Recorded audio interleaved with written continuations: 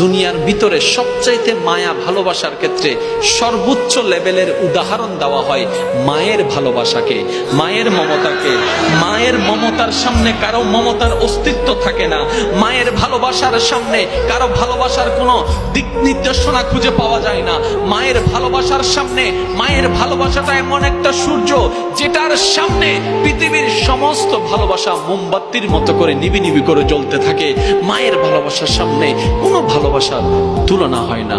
রব বলছে, হাজার মা তোকে যতটুকু ভালোবাসবে, আমি রব তোকে তার চাইতে বেশি ভালোবাসি।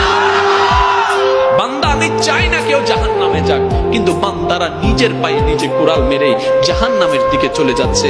আমি রবতে বলেছিলাম, আকিমুস সালাত, নামাজটা তোরা আদায় কর, কিন্তু তোরা তো করলি না রে বান্দা, করলি না। তোদেরকে বলেছি রোজাটা আদায় কর, তোরা তো সেটাও করলি না। তোদেরকে আমি রব জানিয়ে দিয়েছি, মা বাবাকে কষ্ট দিলে জান্নাত পাবি না, সেটা আমি জানিয়ে দিয়েছি। তারপরে তোরা মা বাবাকে কষ্ট দিয়েছিস। তোরা তো নিজের পায়ে নিজে কুড়াল মারছিস, নিজের জান্নাত তোরা হারিয়ে ফেলছিস। বান্দা, একটু ব্রেক লাগা, একটু চেষ্টা কর।